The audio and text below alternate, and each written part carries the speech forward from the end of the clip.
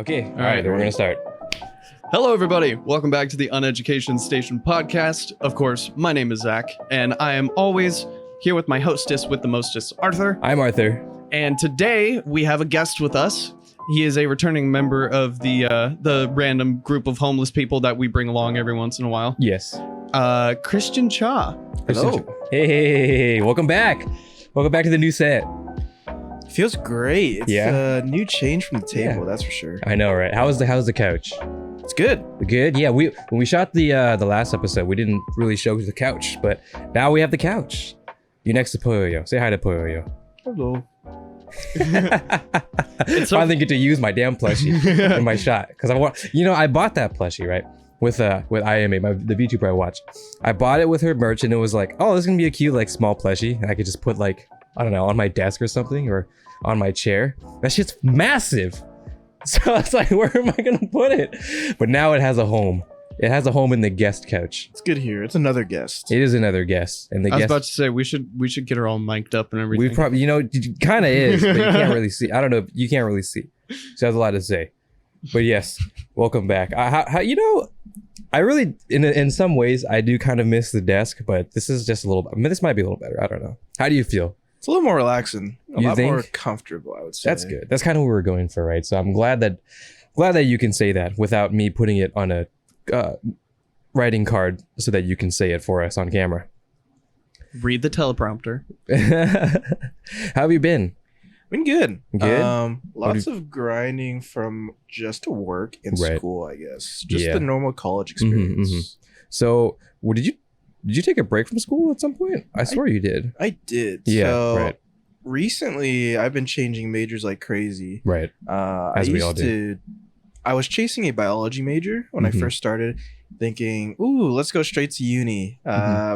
Worst idea I've ever had. My parents were super smart, saying, go to a public college, save some money. And I was like, nope, I need that experience. And 6 months later, I came back to go to public school. Yeah. So Yeah, because you went to WSU, right? I did. But all the way in Pullman. In Pullman, yeah. Yeah, you went to Pullman. And I remember the 6 months because I remember you were like, or I don't know if it was 6 months. I think you came back sooner. But you came back to Vancouver with me. I did, yeah. So the plan was either to go to UW or WSU. UW did not accept me because out of the 50,000 people that applied, only 10,000 got in. Yeah, UW is really hard to get into. And WSU were just like, you got good grades, you're coming over. And I was like, cool. But the trip was definitely quite the experience, I would say. Did you how was WSU? Because I went to WSU, or Pullman, I guess. I went to Pullman like a couple months ago because Dasa graduated, right? And she stayed in Pullman. Dasa being my cousin. And there was an experience. I kind of wanted to explore, but it was more like graduation, and then we went out for dinner and went to the casino and stuff, and then went back home, basically. It wasn't like, oh, let's explore the campus or anything. So how did you like it at WSU? Like a really big campus. Well, or I guess the better way to put it be like a campus town. Yeah, so living there for the first week was a bit scary. I went over there basically with none of my close friends going with me. And so I was basically living by myself for a little bit before classes started. And then my roommate came in, which roommates are always hit or miss. You either get really good ones or really bad ones. Sure. And outside of that, if you're not really playing games or studying, there's other stuff you can do there, but you basically walk to everywhere you need to. There's no space for a car, but there is really fun places like the Chinook, which is a really good hangout spot, and the gym, which is a huge gym up north. Took me about 15 minutes to walk there from my dorm, and it had everything from rock climbing, I think swimming, and just so it's like a huge rec center, not like basically. I was thinking of like a gym. Well, I guess a gym could have. It's got like a gym. small center for a gym, but Sure. that's not the main part. Right. Yeah. That's cool. We love rec centers. I don't go very often because obviously I don't leave my house. But I feel like I imagine something like the YMCA, but not as glamorized. Yeah. I love how you guys are talking about college life, and I'm like, haha, I dropped out of college. Hey. It's not the worst Same. thing. I would say. So a lot of people get this conception that college is 100% the way to go. And I'm pretty sure you've heard of people saying college is not the only way. There's other ways, but people don't know the other ways. It's all through experience because trade school is basically college, but you're working up towards the job itself. And, you know, college just gets you far. Like a bachelor's basically gets you to become like management of some level. But outside of that, like, unless you know specifically what you want to do, some people don't even figure out what they want after college. Yeah. I mean, that's why a lot of people go undecided. That's why you've been switching majors a lot. Even I switched majors from a major that I thought was going to be a video production. Dude, I do video. That's like what I've done for like the past 6 years. So it's kind of interesting to kind of shift majors. Now I'm going to IT just so I can probably land a real person job easier. But, you know, things to talk about in a dedicated video about the education system. Because I do have a lot to say. I know we keep bringing up this massive educational system episode where we're gonna have two of our friends. So it'll be like what? Me, I don't know, freelance video editor type of person who went to university. I was gonna clickbait and say a surgeon, Zach. And then we have a musician. Well, they're both musicians, but this is how I would clickbait it, right? We have a musician, which would be Alec, and then we have a trade mechanic, I guess. A machinist. A machinist. Yes. Sorry, I didn't mean to generalize. I apologize to the mechanics and machinists. I'm sorry. But it would be like, because we all have like this weird. Oh, and also Alec dropped out, or he dropped out of. He dropped out of high school, right? Yeah. He dropped out of high school. He got his GED. So quite a range of people, right? A range of different opinions. And I feel like it would be an interesting conversation, not necessarily just a dog on school, but just kind of talk about it as for 4 people from different angles, I guess, right? And also, I'm going to be going back to school because I'm going to get my veterinary technician's license, which is going to be a bachelor's degree program. And then after that, I might indebt myself to the government and become an actual vet. I haven't really decided yet. But yeah, I'm kind of like on the fence about it right now. And well, I mean, the way you're saying it right now is a lot more casual than what you were saying like a couple years ago when you told me, or like a year ago when you told me this. The hesitance in your voice is gone, Zach. Yeah. So that's good. Yeah, but so you went to WSU and you came back to WSUV. And then we were kind of hanging out for a little bit, and then you went back to Clark, right? Yeah, which is our community college, which I'm going to do as well. And that's going to be, I don't know. I went to Clark for high school because I did Running Start, which is a program where in our high school we can go to community college and then just do college credits as well as do high school credits. So it was really good. It was really good for money and stuff, and it was great. And the interesting thing is, I don't know if I want to say it necessarily, but it was like, say it. Okay, it's a lot easier than WSUV. It is like WSU and stuff. I don't know if it's necessarily like the workload between like a community college versus like a university, but something about it just felt a little bit more. Okay, let me rephrase that. Clark felt a little bit more easygoing and more user friendly. WSU felt a little bit more like a I want to say a community, I suppose, because I had good relationships with my professors and good relationships with the people and my students. When I was at Clark at Running Start during high school, everybody did their own thing. Nobody cared. I mean, it's kind of the same thing in university, but in general, like in Clark, everyone is like, no, I'm going into my class. I'm staying right here on my desk and doing my thing, and I'm walking out, you know? Yeah, so I'd say the biggest difference, since I've gone through both and I've had experience with both pretty extensively, I would say the biggest difference are teachers for sure. I find that teachers at WSU are a lot more established, but a lot of them are student teachers, as in they are students that are teaching for credits. Right. So you get that kind of one-on-one experience, whereas Clark, it's mainly older teachers, professors that have been there for a while, not really that many student teachers. And then as for class load, semester and quarters are always going to be very different. Yeah. Because semesters are going to feel like forever. you're going through that whole class for half a year. So the workload there is probably a lot more. Whereas quarters, it's really fast. It keeps on going, but it's only half the amount of time you spend for a semester.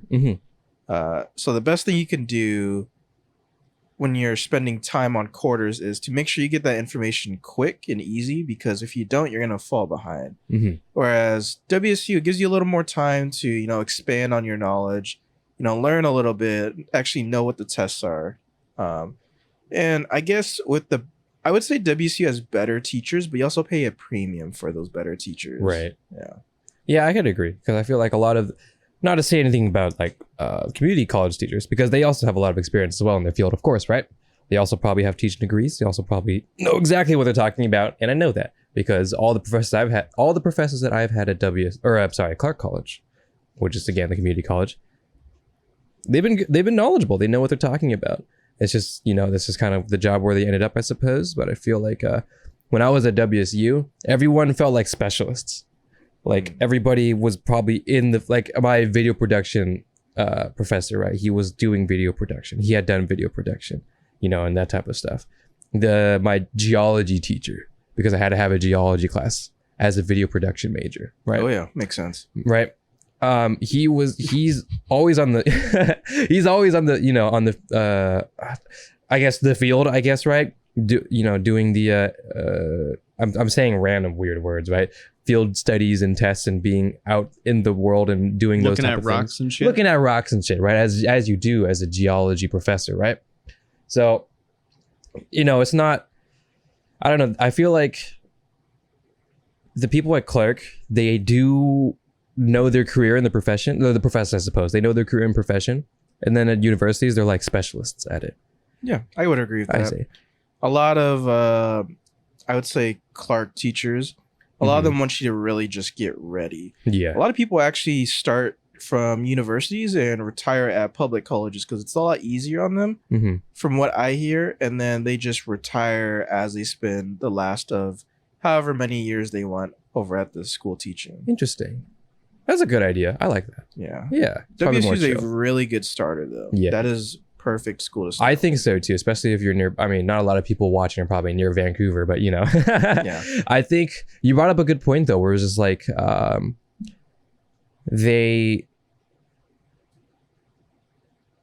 do I say, because I kind of lost it in a second, but you did bring up a good point where it was just like they kind of get you started at a community college, I guess, but they encourage learning. I think they encourage learning similar to how I felt like in high school, where when I went to WSU, it felt like I was kind of in a position to, this is going to be your career path, and then this is going to be the steps in order to make it, rather than like this whole exploration idea. Oh, yeah. Right? That's how I felt like like in Clark versus WSU, because even when I was doing Running Start, that meant I had to do like the English classes, right, and the science classes and stuff, and I love those classes. I had a history class and that kind of sucked ass, but I had this English class and it was so much fun. And then I did a sociology class, right, of all things, and I'm not the biggest fan of like social studies. It's actually one of my worst subjects before science, or I guess after science. I don't know how to say that. I suck at science. But I had fun in that class. It was great because the professor, he was super nice, and he was just kind of having us explore the idea rather than like, these are the things you need to know if you're going to be in this field and memorize and do all these things. But no, we opened the textbook still, but it was more of just kind of trying things, figuring things out, watching documentaries and movies and applying that to real life. And it felt kind of like how we removed the desk from here, Zach. It felt more casual. It felt more like I wanted to learn rather than this is what I need to learn. Yeah, and I think that's a very good example of what classes should be. There's a lot of times where classes get really tedious, get really boring. And what teachers really want is for students to engage in the learning and really learn something from it. Right. Basically, the teachers can be happy once the semester or quarter is done when they find out, oh, did you actually learn something? And can you apply it to real life? Because I would say when I went to Pullman for the first time, I took 5 classes, and one of them was psychology. And I have never taken a psych class before, and I can easily say it was my favorite class out of them. It had to do with a little bit of the teacher being a student teacher. He was really cool. Mm-hmm. But also because the class really, expands your knowledge on what you really see in life. Mm-hmm. Whereas in history, been there, done that. Right. But psychology is really cool to apply just by looking at like different people, see how they react to stuff. And you can kind of piece together like different theories they give you. Mm-hmm. I also took a psychology class, but I took it in Clark. And that was a great time. The professor there, he was like a therapist, I guess. Hilarious. The first day, came into class and we introduced ourselves, the classic icebreakers, right? But instead of like, I don't know, what's your name and your age and your a fun fact about yourself. And we asked what career you were going for. And then as everybody were saying their careers, he would just shit on you. He would just say, oh, you don't make no money. Oh, you're going to be in school for too long. Oh, you're going to waste money. And it was great. It was hilarious. And it was like, I don't know, the way he taught in this kind of, like, he was like do you remember? Oh no, you weren't in Lauren. Do you remember Mr. Malazak in Lauren? Of course I do. He was like that, where he was the teacher. He was our algebra teacher, our math teacher. And he was just this kind of, how would you describe him? Like a groggy old man, but he was really funny. He's very sarcastic, very satirical. And he would remind you that school is not very serious, or you don't have to take school that serious, because he's just fucking around. But you gotta do your work. But we're messing around. We're having fun.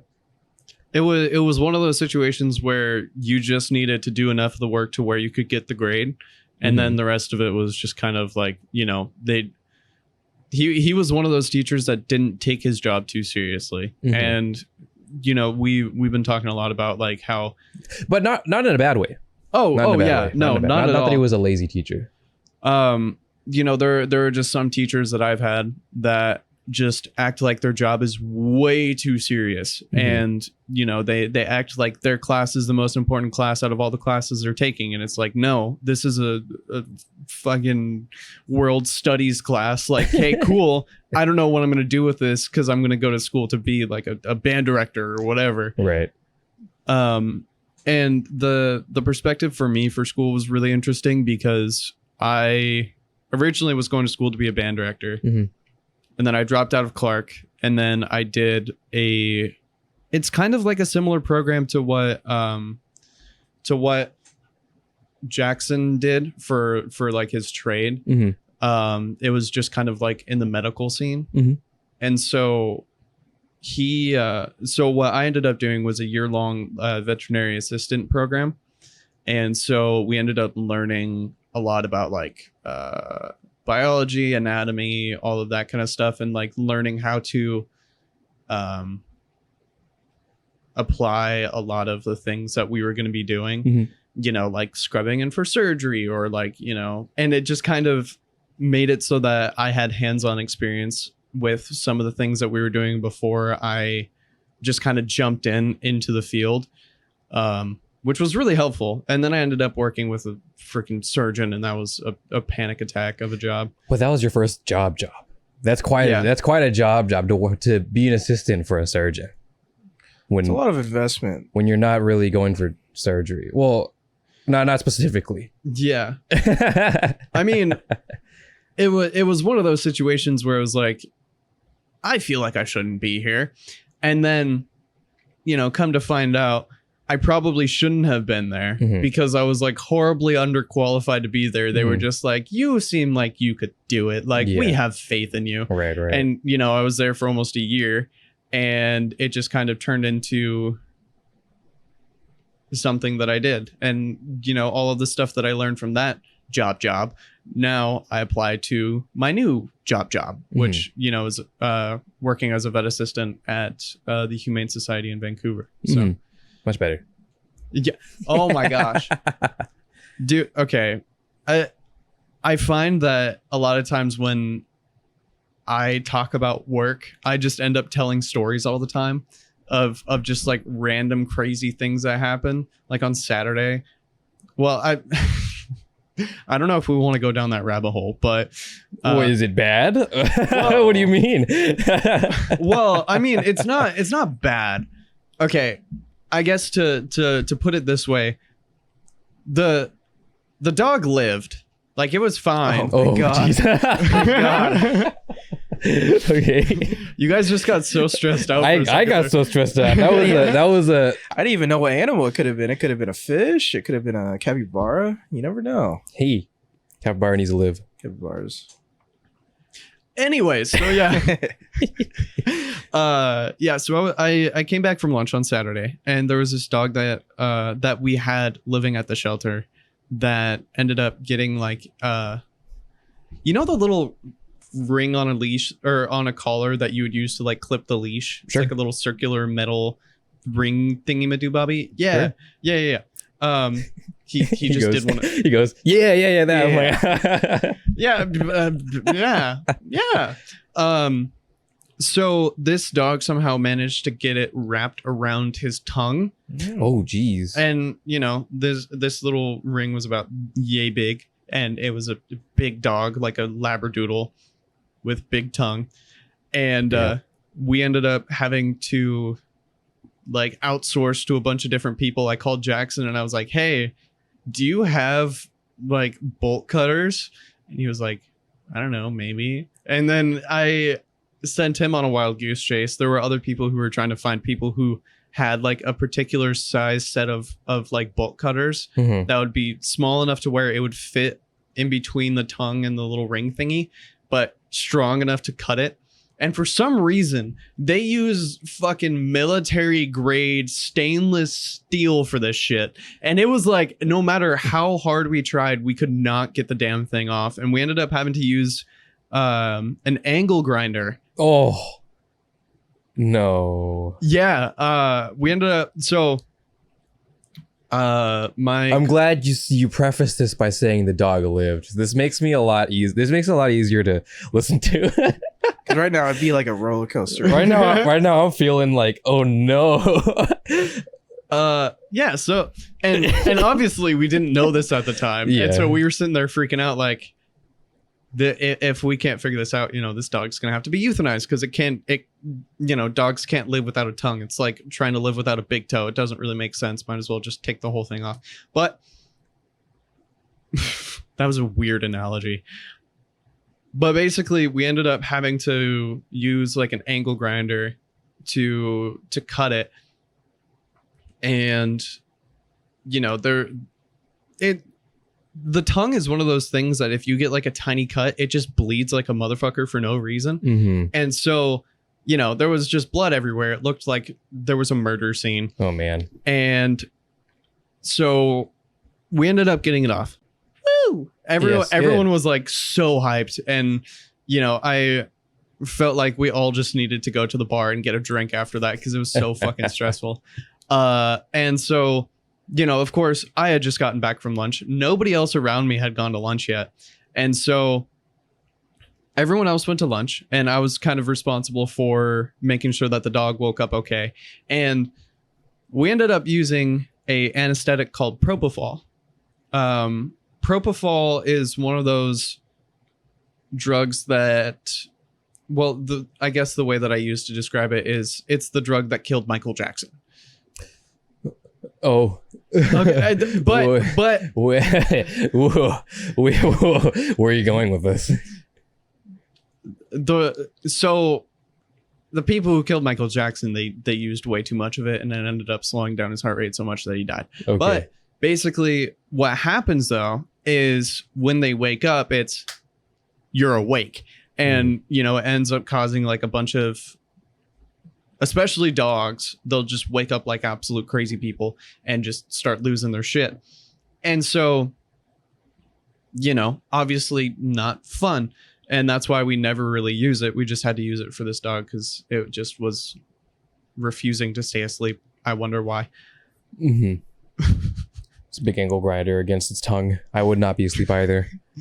We put like a little something in between the tongue and the Zach, those things are scary. If it's next to my tongue, Zach, I'm fighting. I don't care. I'm not sleeping. I'm fighting. That must be quite the experience for the dog. I know.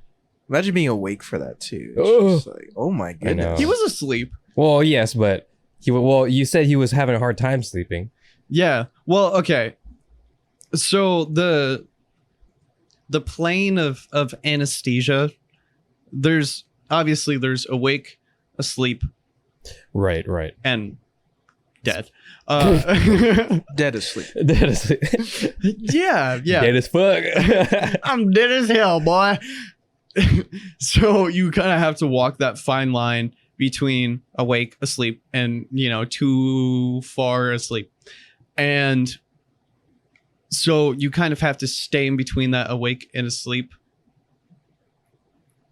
threshold. Yeah. And so it's like a balancing act. You kind of have to balance how much you want them to be asleep, because if their heart rate slows down too much, then that could be bad news bears and everything like that. And so we kind of had to keep them a little bit lighter, because we couldn't really put like a ET tube, something that would go down their throat into their so that we could breathe for them. And so they had to be able to breathe on their own. And so we had to keep them pretty light, but everything went fine. The ring came off. Everything was all hanky dory. We sutured up the tongue. Everything was fine. Good. Glad to hear. And then. Oh no. Oh no. Oh, no. And then And then he woke up. And he woke up like an absolute crazy person, like I was just explaining a little bit ago. And he wasn't like, I make it sound a lot worse than it actually was. It's just because the tongue bleeds so much that it looks like this dog is bleeding out, but he's fine. Right. He was like pawing at his face. There was blood flying everywhere. I had to like bear hug this dog to make sure that he would just stop thrashing around and like rip the sutures in his tongue. And we ended up having to put a cone on him. And it was so funny. I went out for drinks with Jackson after this. And when I got home, I had to like look myself over like very, very carefully, just because I didn't want to make it look like I had just committed a felony. Right. And so, yeah, that's how Saturday went. Forget you that's said just it was one day for you. just I can't another. even imagine doing that 5 days in a row. It's Yeah. 410s, so it's not that bad. Depends on the day. Depends on the day. It's kind of funny. Like, so that's how my Saturday went. Just another Saturday, just another day at the office. The vibes. Well, I mean, it's funny because I'd rather do that than work at like. Yeah, I know. The vet surgeon, or Well, yeah, I would rather do what I'm doing right now than work any other normal job. Sure. Because I don't want to deal with people. I would rather deal with the 110-pound labradoodle trying to like lose its shit than deal with a Karen who is like. That's fair. That's fair. Understand. Do you guys are like, how do I segue away from this? No, I got this. Are you still on the? No, you're not in. I forget what it was called, but that lumberyard or whatever. You're not there anymore, right? Which one? The one where you worked with Zion. You're not there anymore, right? Or No, I've actually I've started a new career, we can say. Or I guess Okay. not a new career. It's always been the career that I've wanted, which was Cha Fe on Twitch. Yeah. streaming every Monday through who knows when. But yeah, the lumberyard was basically just a way to make money. Right. To cover a lot of college. Of course. As I said before, I started with a biology major, went to computer science, found out what kind of hole that was, and then got out of it. Mm-hmm. And then went to nursing because I have some family that does some nursing. Okay. And right now I am a medication aide, Ooh. which basically are the people you expect to pass out medicine to residents. Mm-hmm. But you start out as a caregiver before you do that. And I will tell you that from every horror story you've heard from people who go into nursing, they are true. Ooh. Nursing is not the easiest occupation to pursue. It is so funny because I get that, because like I have had like most of my family have worked in medicine, and so that's why I'm so desensitized to like blood and gore and that kind of stuff. And so that's why I'm like, oh yeah, that's how my Saturday went. I just ended up looking like I committed murder and it was fine. It's because I've had like my mom retired. She was a midwife for 40 years. My brother's an EMT. My other brother's a police officer, and he used to be an EMT and a firefighter and everything like that. And so it's like, I hear those stories and I'm like, oh, that's not that bad. Like it could have been worse. And then I realized when I talked to Arthur about like stuff that happens at work, it's like, oh yeah, no, I'm just a normal person on the street, Zach. Yeah. So when you tell me, oh yeah, this dog was just bleeding out on me, I'm like, huh? Yeah, it's kind of crazy the amount of stories that you can get from the medical field, because I know at my workplace, there's a lot of instances where, it might just be a regular day, you're passing out your meds, helping them get ready for bed and everything. Mm-hmm. And then one day somebody could just be having the worst day of their life. Accidents happen.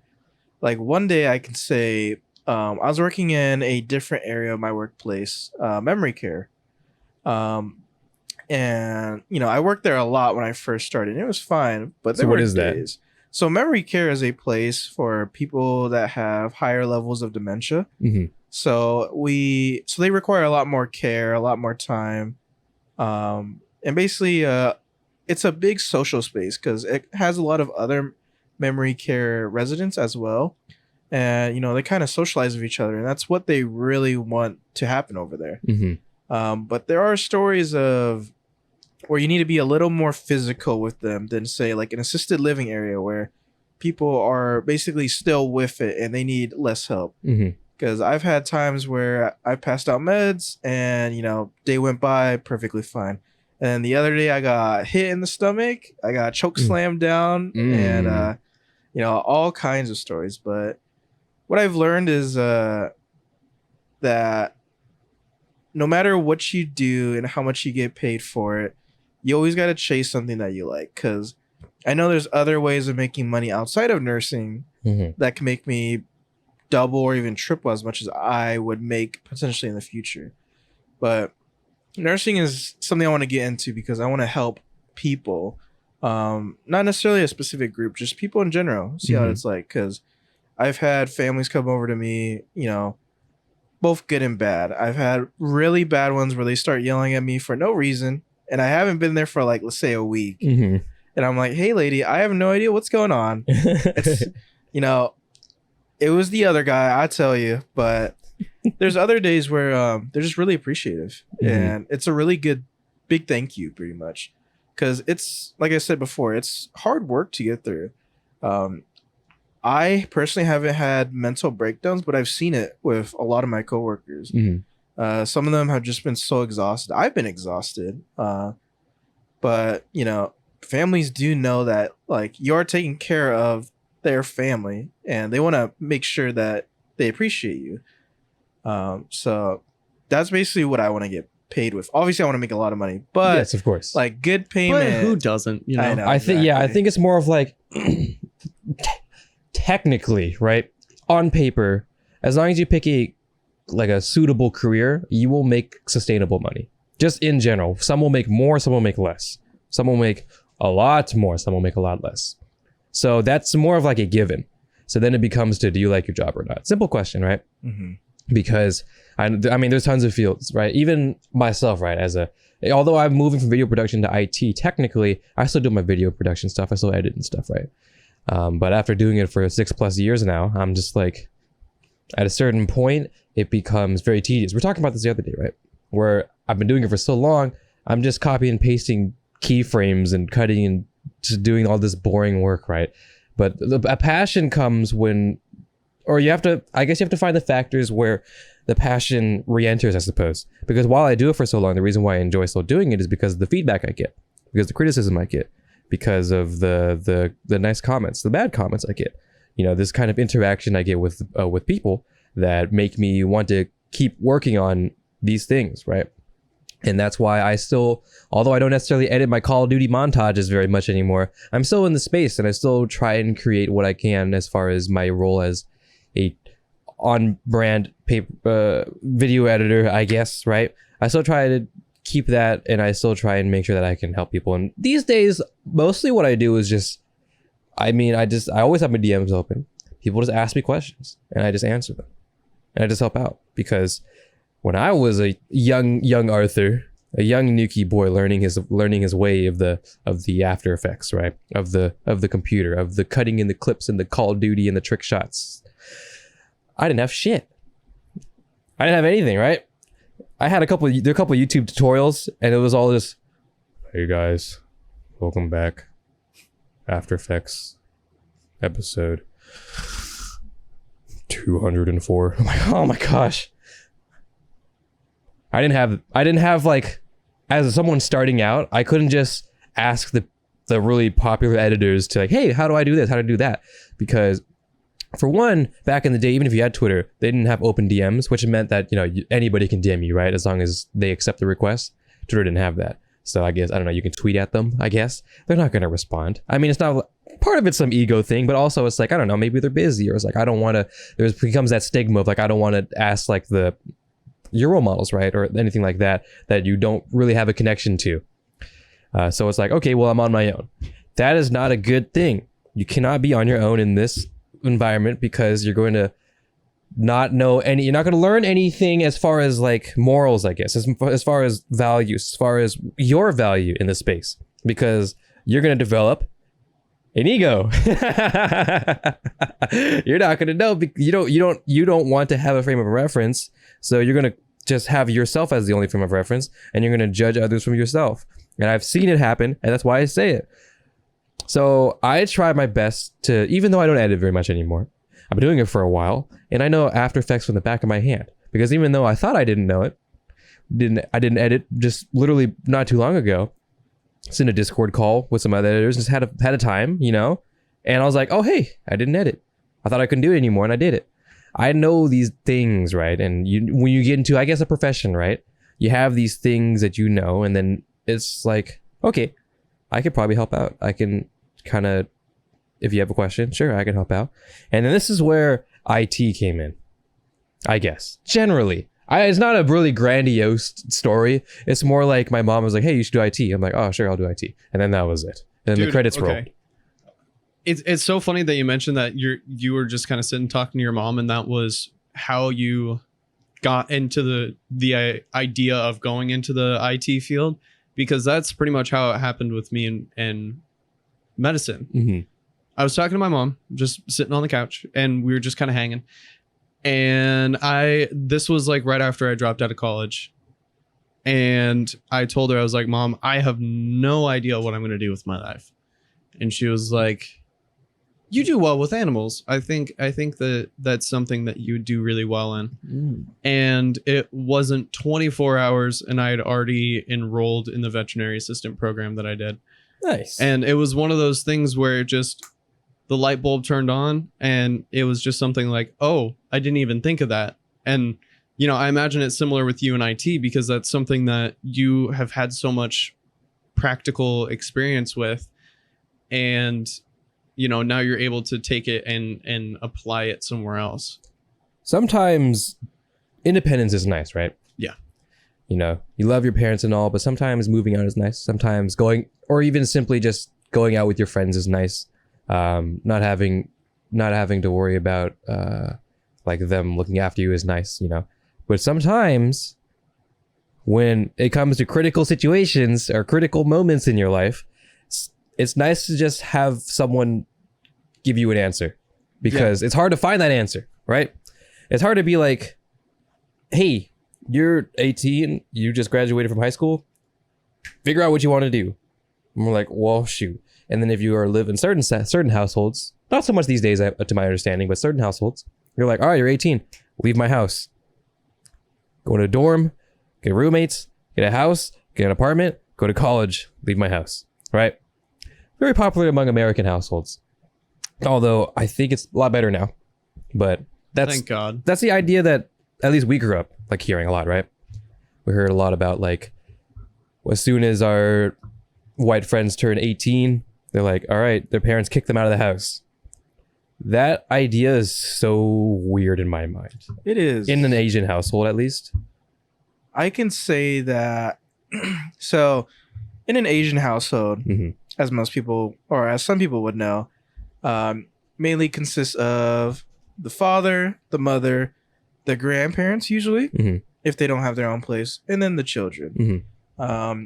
But the children can range anywhere between, like, obviously, like, if they're a baby, they're going to stay there. Mm-hmm.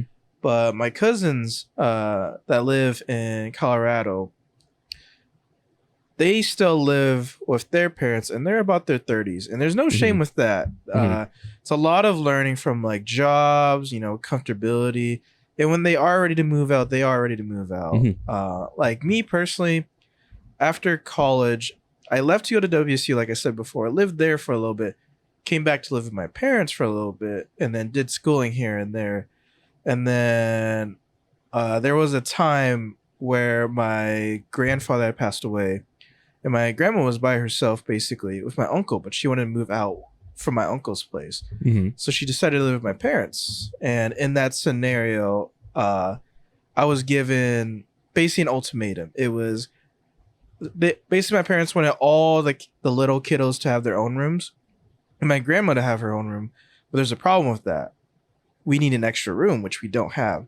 So what I was told is we can either build one. You build one, exactly. It was either to move out or to live in the living room, which living in the living room, I did try for about a week. And I can say that it is not something you want. Yeah. It's like, yeah, you could get free food and, you get comfortability, you get free AC, at least where I was living is really nice. But yeah, I just had to move out. I think it was time anyways. I wasn't ready by all means, but, no one really is. Yeah. And so the whole experience is very interesting. Fortunately, I was able to find 2 other roommates, good friends of mine, and we were able to make it work. This is actually our it's been a year and a half since we moved in together, and everything's been good. I'm just glad that we found an apartment house. Yeah, because apartments, going for like $1,500, $1,800 for rent. We found one for about $1,500 for an entire house, so that was really nice. It's pretty good, yeah. Oh, speaking of which, I got to tell you about some stuff after. Well, it hasn't been hashed out yet. But, okay.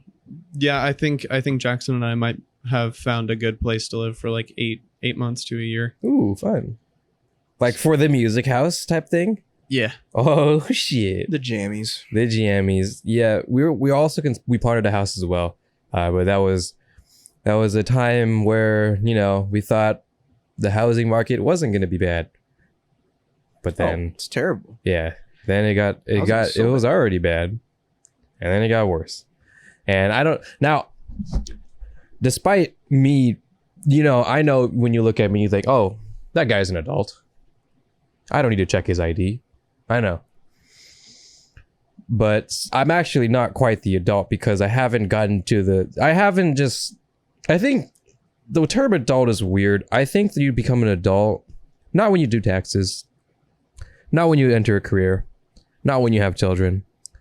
It's when you casually surf Zillow for houses. I think that's when you become an adult. It's the next step in life. I think so, right? Because in my mind, I have no frame of reference for a price for a house or even rent.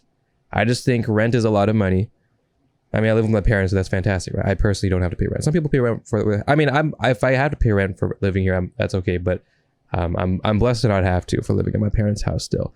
But if say I wasn't living in my parents' house, I have zero frame of reference for how much an apartment is going to cost for rent, how much a studio apartment, how much a condo. God dare, how if I could muster that somehow. So I'm just like, man, that sounds rough. That's a lot of money. That's tough. I don't know these things. Or like if someone said, I had this happen. Someone was like talking about houses with me. I'm like, oh God.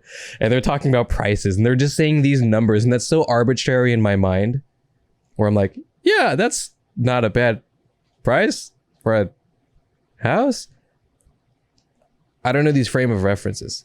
So I think when you, not necessarily when you know the frame of reference, it's when you window shop houses on Zillow. It's when you have a house or you need a house or you have a house or a condo or whatever. And you're like, I wonder what the housing market's like. And then you look through Zillow and you just see the house. Oh, it's gone down. Oh, it's gone down. Can't wait to buy that in 20 years.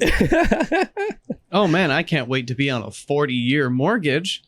That is my idea of an adult. So kids, just don't. if you don't want to grow up, just don't download Zillow. I'm playing, but seriously, I'm not playing. I'm joking, but I'm not. JK, haha, unless. See, I can't really. See, I want to get a house, and obviously I can't get one because, I still have to become a nurse or whatever occupation I'm going to finish with. But I'm also distracted by other things like my personal hobbies. Video games? Yeah, it's a little bit of mix. So are you going to bring it up? Well, let's just say I'm not good with money. And a lot of my close friends know I'm not good at my money. And my parents know that because they've seen my bank account drop from thousands to hundreds to zero. Because a major thing with me is that I'm not an impulse buyer, but I'm a person that thinks I should probably get this before I can't get it. So I have a few different hobbies. So recently, Arthur and I just bought a PC for $900, which is a steal. Okay, we have to paint the picture. Go ahead and explain the specs. Before we say the specs, what happened with your computer? What happened? So my computer is technically a hand-me-down. So one of my buddies, TJ, he was able. I went up to him one day, said, "Hey, I don't want to play League on my laptop anymore. I want to stream, but I have a budget of $500." He said, "Okay, I'm getting rid of my PC, so you can have some of my parts." So I grabbed some of his parts. I was like, "What are we missing?" And he was telling me things here and there. And I was like, "Okay." We went shopping at Best Buy. Probably not the best idea, but got to start somewhere. Started grabbing parts, put it together, and actually got it to start running. And it was really good, but it's a really old and outdated computer. Oh, it's old. You should have seen the BIOS he had me on, because I had to help with some things. And you showed me that BIOS, and that shit was like that was like a old school CRT terminal type shit. I was like, what the fuck is this? Homie's running Windows Vista. Not even. Well, I was like, what's the first Windows 95? 95, Zach. It was like a black screen and green text. Basically, at the end of the day, my old computer... It should look like Matrix.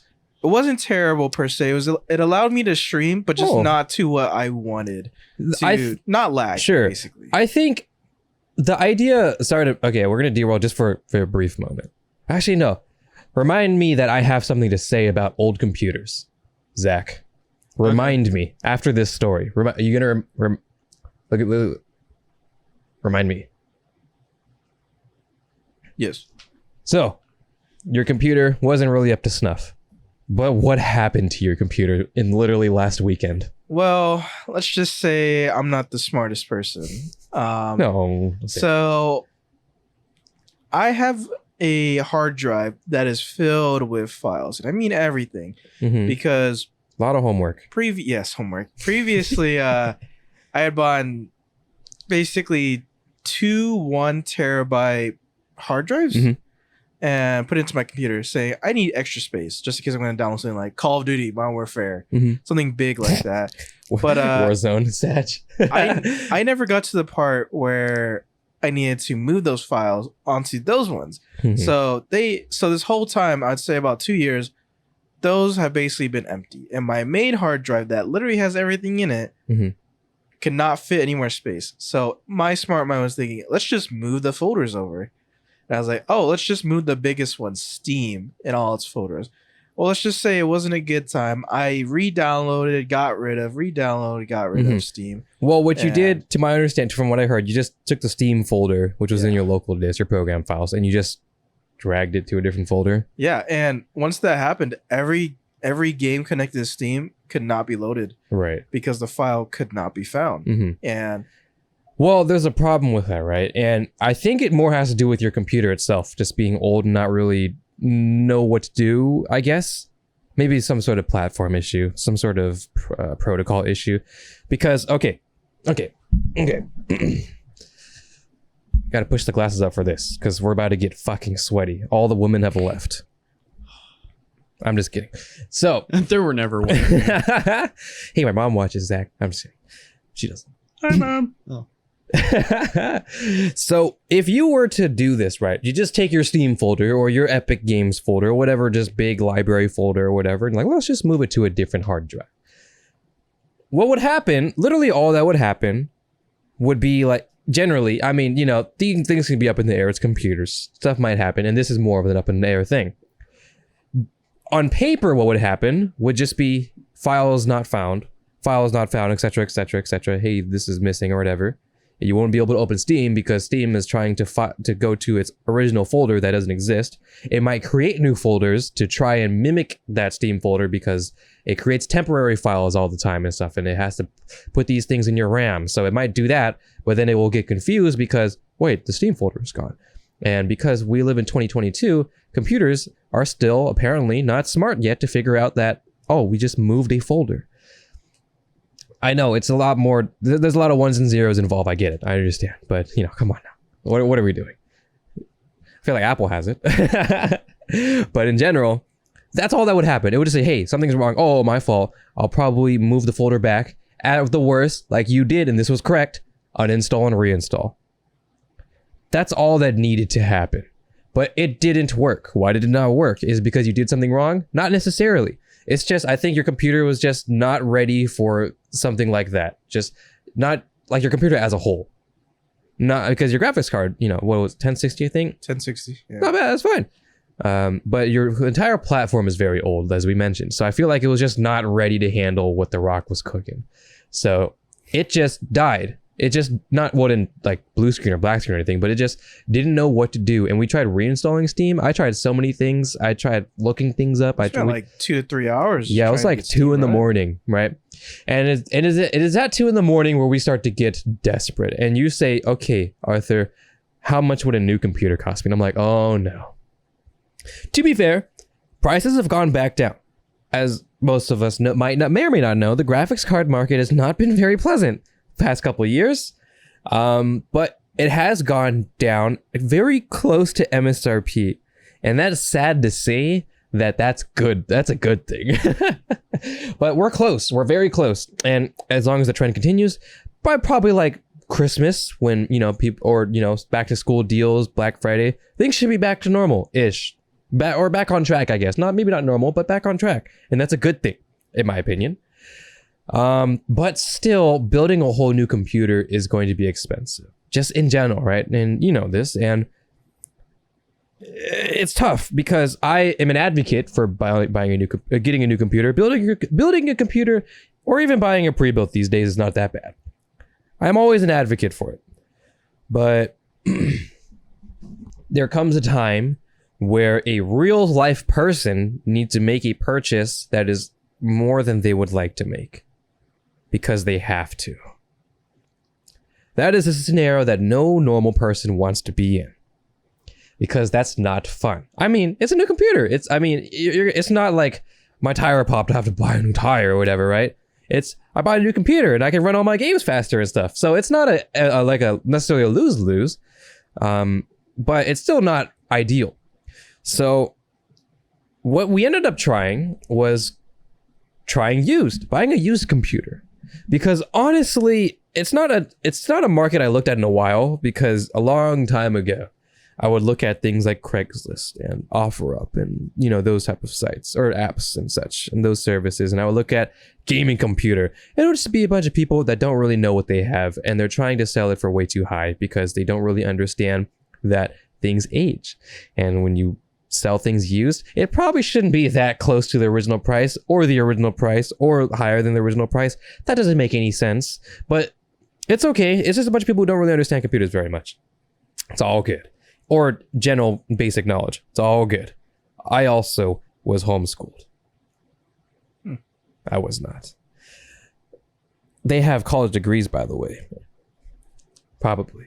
So I was like really hesitant, but I was like, you know what, why not? Because it's late and we're kind of not desperate, but your computer isn't really functioning the way it needs to. That's no fun for anybody. So let's figure it out. I'm down, I'm always up late anyway, so let's figure it out. And we go on OfferUp, which is, I don't know if many people use OfferUp. It's kind of like a third-party seller app, kind of like Craigslist, but it's more modern. It's for mobile. You can do it on desktop too, of course. But it's kind of like Let Go, or I think there's another one like Kapari or something. That sounds like it's not right. Those kind of sites, those kind of apps. Yeah. I don't know. I'm just saying words. I'm saying names, but with confidence. So it sounds like I'm right. And I remember we were pursuing what it was a $500 computer, which how Arthur described it was going to be a good step up from my old computer. Or not a $500, about a $600, $700 ish. Yeah. And in general, even if we were to part a computer for the same price as the $500 you pay for TJ's old computer, it would still be better. Just not okay. It wouldn't be better. Like you wouldn't necessarily achieve a marginal amount of frames, but it would just be like a better, just solid system that probably won't cause you as much problems as you've encountered, because it'd be more modern parts and it'd be more up to snuff as far as new protocols and new updates and stuff. So better in that sense. But we were still looking around the OfferUp and stuff, and you found, just like literally one of the first listings was like this computer for $900. And I will say, the thing that caught my eye wasn't so much what the PC looked like, which, you know, people would automatically go, oh, this PC looks nice, let's get it. Yeah. I just clicked on it out of curiosity and saw 3070 attached to it. And I was like, I've heard so many good things about 30-somethings that, you know, maybe Arthur could take a look at this. And that's when we found out how much of a steal it was. You said, oh, Arthur took a look at it. I took a look at it, and I creamed my pants on my chair. Because this man was selling a... First of all, Stanley, if you are out there watching this, I love you. Stanley's the man. Stanley is the man. Zach, Stanley is the man. Stanley the manly. Stanley the manly. It's funny too, because we were basically parked in Best Buy parking lot. Yeah. And literally, we don't even know. I mean, we know what the guy's dog looks like because that's his profile. His profile picture is his dog with glasses. Yeah, nothing cooler than that. How can you not trust him? Would you trust him with your life, Zach? The dog or the person? The person. He has a dog with glasses on his profile picture. Fair. Did he bring the dog? He didn't bring the dog. He did not. Unfortunately. Maybe if we asked. But no, he had other things. He had like an appointment and stuff. But he basically pulls up in a Tesla right next to us. Oh, and we look at you. each other. And we just look at each other and we're like, Stanley? And he's like, Arthur? Arthur? Yeah. Yeah. Okay, cool. And he pulls out, and basically what you can expect every IT person to look like if they were working in like an office space. And I was like, Arthur, I don't think we're getting scammed. I think this is the real deal. I think, yeah. Now, it would be different if 5 guys pulled out of the car. Yeah. Then we would be in for a big scam. I've seen that video before. It would not have been pretty. We've all seen the video. There just wouldn't be a couch involved. Just a curb. And I was... And a boot. It's like, I don't know, third party buying and selling. It's weird, right? Because there's all this stigma of like, what if you get scammed or robbed or whatever? And I don't... That happens like once in the blue moon, in my experience, and I've had bad experiences selling things. Like really, I'll bring it up in a bit, but basically, I just got stood up for an extra day, and homie was not communicative. I was like, bro, you're a fucking bitch. I didn't say that. Not in those words. I'm paraphrasing. But I sold it. Everything was fine, and I rated him bad, and he rated me bad back. What a bitch. Fuck you, dude. Bitch? Yeah. All for a damn laptop. My old laptop. Old laptop. That shit was junk. Come on now. Why did we need to have this moment, right?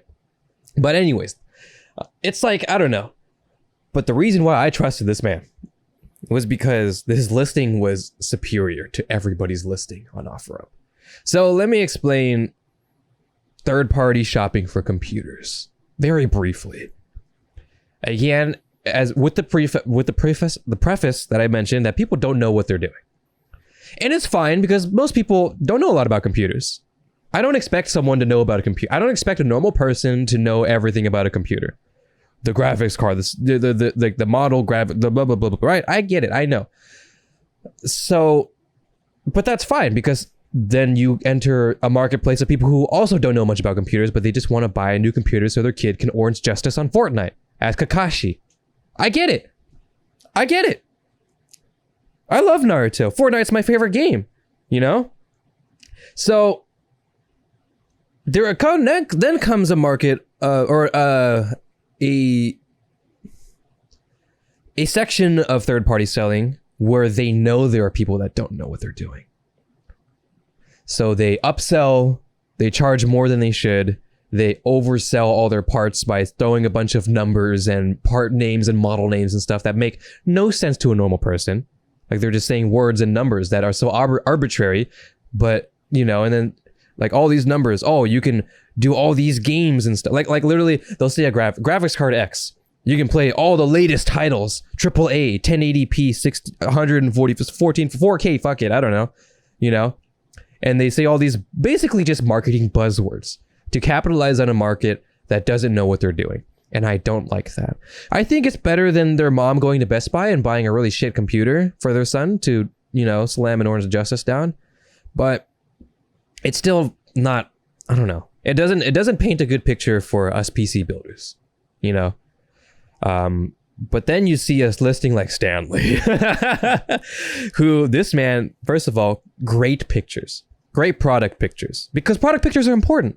Even in my opinion, sometimes more so than the description, because the product picture is what grabs you first, and then the title, and then the description, right? It's just top down, right? But his pictures, he showed the computer, he showed the rear I/O, he showed the back, he showed the desktop, he showed his drives that were allocated, he showed me benchmarks. He even had the Windows sticker. He had the Windows sticker. He pulled up CPU-Z, which is a software to monitor or to just like display your just sweaty nerd stats of your CPU, your GPU, your memory. He showed me every single one of those tabs. And he had a dog with glasses on his AVI profile. How can you not trust this Stanley, Zach? Zach, I would let him babysit my child. You know. Interesting thing. Slight tangent. Okay. When it comes to taking like product photos and those types of things, it is way more important than you think it is. Because like for me, I've sold a bunch of camera gear on Facebook Marketplace, OfferUp, Craigslist, whatever. And the one in particular comes to mind where I actually used my camera to shoot pictures of this lens, and it ended up selling within like 2 days. I was like, oh. And you know, like when I sell things, especially when it comes to like camera gear and those types of things that are like hobbyist things, I try to make sure that they know what they're getting, and you know, I'll just describe the shit out of it. And you know, if I was selling a computer, which I was trying to sell a laptop at one point, I'm pretty sure I did something similar where I like took a picture of like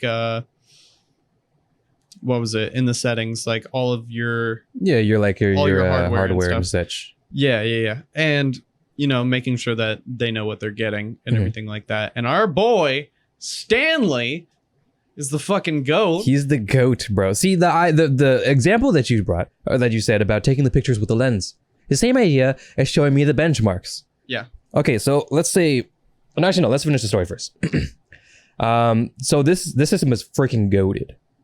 And here's why I started pooping my pants when Cha showed me this, because he listed this for about $900. $900 is a lot to spend on a computer. Especially when you're a normal person who doesn't, I don't know, do content for a living or something like that. I don't know, right? Someone who may or may not use this as a tool to achieve that money back, right? Not that I'm saying you won't. Maybe you're going to be the next Ludwig. Who knows? Who knows? Who knows? I could host some mogul something. But it's still a lot of money to spend. $900, you know? For anything, right? So why is it a good deal? Well, because if you take the computer that he had and you bought everything new, that computer ended up being $1,600. We basically got 50% off straight up. Basically. And this is with a 3070 in 2022. A 3070 that didn't cost $5,000 billion Bitcoin, BTC. A 3070, 36 or 5600X. I'm not gonna just bore everybody with things, but it's a nice computer. It's a computer that I would build. It's a computer, and it's right there. Nobody can see it, but it's parted out as a computer that I would build. I would have basically something super similar for you, and that's the craziest part. But the problem is, that's if you told me you had a budget of $1,600. This was $900, and what he said was, what did he say? He's purging his stuff. Just getting rid of everything. Great word. Purging everything. He bought a new system, or he bought new parts, and he basically has a new system, and he has parts lying around, as one does. And he was like, well, let me just put together a computer and sell it. And that's what he did. And he sold it he put the listing for like 3 hours ago at the time or something. We basically bought it within 24 hours. Yes. The whole transaction was less than 24 hours. We saw the listing. It was like probably, I don't know, 5 or 6 hours ago. We saw it at 3 in. We hit him up. He hit me back in the morning. We left the same morning. Or was it the same morning or the morning after? No, it was the same morning, right? Same morning. This was like 12 hours. And it was like, yeah, it was great. And he was a stud. He was a lad. He was great to talk to. He was like, I already knew all my things, but he was doing his best to explain everything to me as if I didn't know. And that was great. That's a good thing. You should, because they should know these things. And we kind of had a small talk. He had an appointment, so I didn't want to take up too much of his time. But he was a great guy. Stanley, the fucking man. Stanley, wherever you are, I hope that appointment went well for you. And I hope your dog is happy. But I know your dog is happy because he's your dog, Stanley. But yeah, it was just a great computer. And he's wearing glasses. Say glasses wearing dog. Tay glass wearing dog. Dog wearing glasses. What's he gonna do? And the funny thing I want to say about this story is that's been my most recent Best Buy that I've used my money on. Outside of like obviously bills and rent. Yes, sir. Now this is like a one in a lifetime. I guess not one in a lifetime, but every once in a while. Now I have 2 different other hobbies. Okay. I guess 3 if we're putting video games in there. So I've been using a lot of my money on different stuff for school, but since I'm taking a break from school, I can actually do some hobbies that I can enjoy before I enter my nursing program, which I will never have time to do work, hobbies, anything. So one of them is Warhammer, which is a very, it includes miniatures that you build, pay, and play on the table. Just for reference, one small army that most people play is about 2,000 points of like in-game points. That can range, for monetary wise, that can range anywhere between $500, which is a lot, to let's just say $2,000. I've seen people spend up to $2,000. And I can shamelessly say that I've had about 5 armies. No, I didn't start from the ground up. I bought pre-owned stuff, but I've wasted a lot of money on it, sold a lot of it, and got 50% of my money back on other stuff. And then the other thing I spent money on is something new that I recently got into, and this is because of my uncle. And I hate that my uncle got me back into this because this is a rabbit hole I had never gone into until now. And it's Yu-Gi-Oh! Yeah. And for those who remember Yu-Gi-Oh!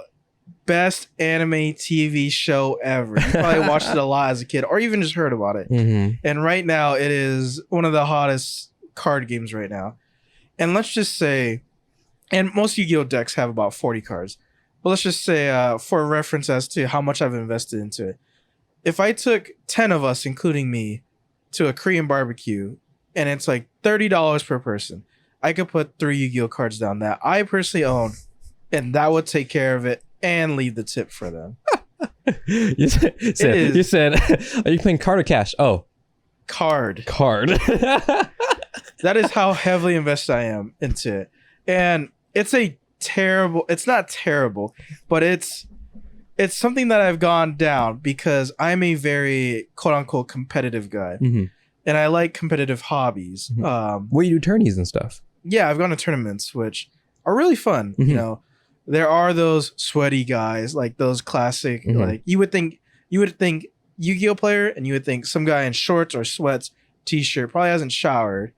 And funny enough, one of the actual tournament rules of all of Yu-Gi-Oh! is that you have to shower the day before or the shower the day you go to a tournament. It is literally in their rules because they've had problems with that in the past. But basically, it's not the smartest investment for me in Yu-Gi-Oh! But it's kind of cool because it's a mini stock market. Because what I've learned from one of my uncle's friends is that if you buy a card for $10, let's say it's $10 now, and you hold on to it and you wait until that card becomes hot, or just when it becomes a lot older, you can actually sell it for quite a bit. I would say I bought a card from a friend for about $5, and I've held on to it for, I want to say like 3 months because I just didn't want to get rid of it. Right now, it's selling for about $60. Damn. And I'm learning a thing or two about stocks. Now, if I was smart, I would sell it for cash and get it back. But I'm not smart. I'm selling it back for more credit so I can get more cards. Right. It starts me down another loop. But as fun as it is, I'm starting to not regret, but second think some stuff. Sure. I'm usually a guy that wants a lot of stuff. I used to have 4 decks when I got back into it. Now I'm back at like 2, but not necessarily being the most cheapest ones. But I like the competitive edge. You know, if you win tournaments, you actually make a good amount of money back. Like, say you put $6 into enter, you can get like up to $100 worth of stuff back. And it's not really about the prizes; it's about the experience that you give other people. Right. And I've met sweats before, and it's a very terrible experience when you do meet sweats. Sure. But when you play against the guys that are like, even some of them that are new, like I'd say like a couple weeks ago, I played against this guy that was brand new, didn't know how to play.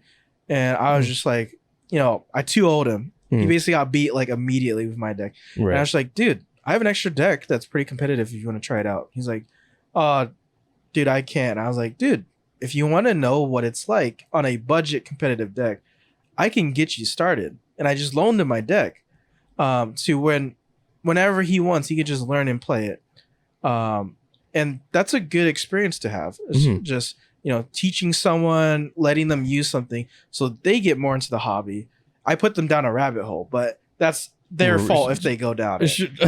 Sure. So I put the crack in front of you. It's your fault for snorting it. Yeah. So it's interesting because I've done the same thing a lot with photography and video and everything like that. Like I've lent lenses to you for you to use for everything like that. You know, I've let you borrow my camera a bunch of times. I've done it with a whole lot of people who are saying that they want to get into photography and shooting videos and stuff. And, you know, it's a similar thing where you give them that opportunity to be able to learn, to be able to use something that obviously is, you know, it's in the enthusiast version of said thing. So like for cameras, for example, my Canon 70D, the camera that we used to use on the podcast, you know, I've let a whole bunch of people use it, and you know, that camera's from 2013, I think, and it still shoots amazing pictures. Like it has done a lot for me over the years.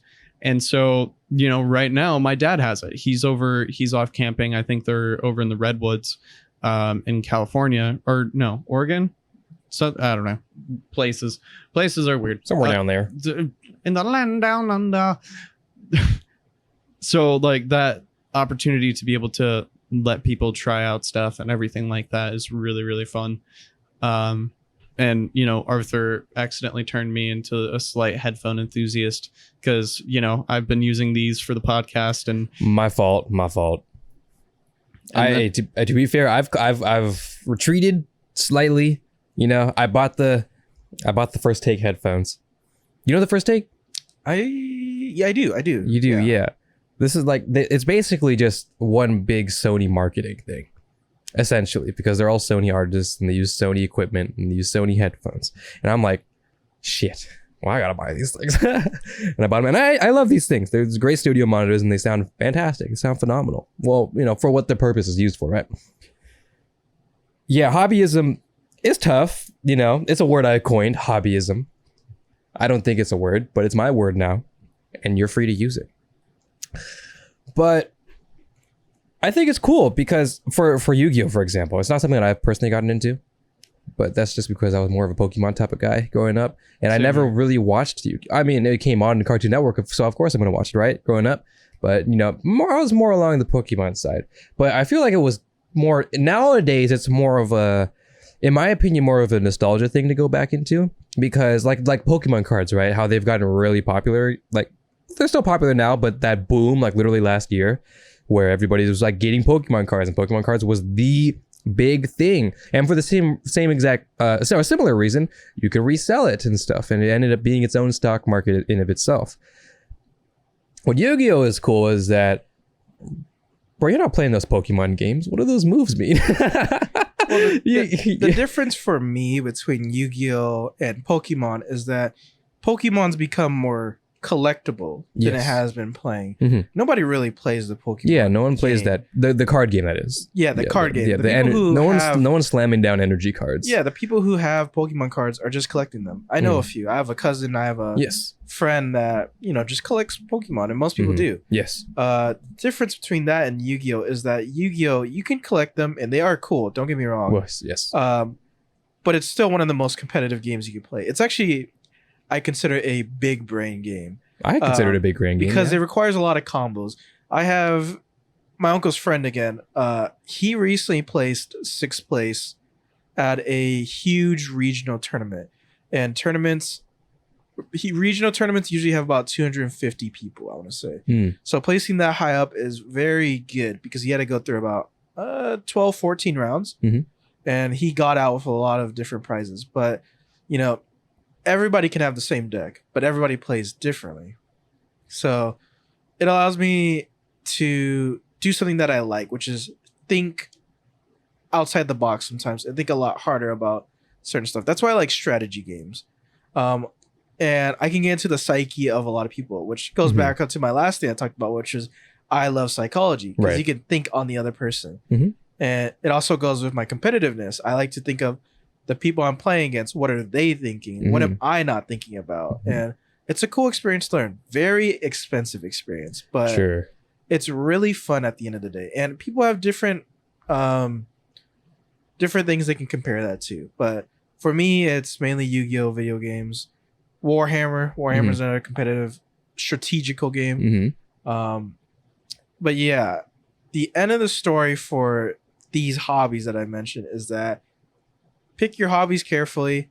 I didn't pick mine carefully. It was impulse because a lot of my friends got into these or family, and now I'm kind of in a deep rabbit hole that I'm climbing myself out of. Right. Yeah. It's the more hobbies you have, I think, just inherently.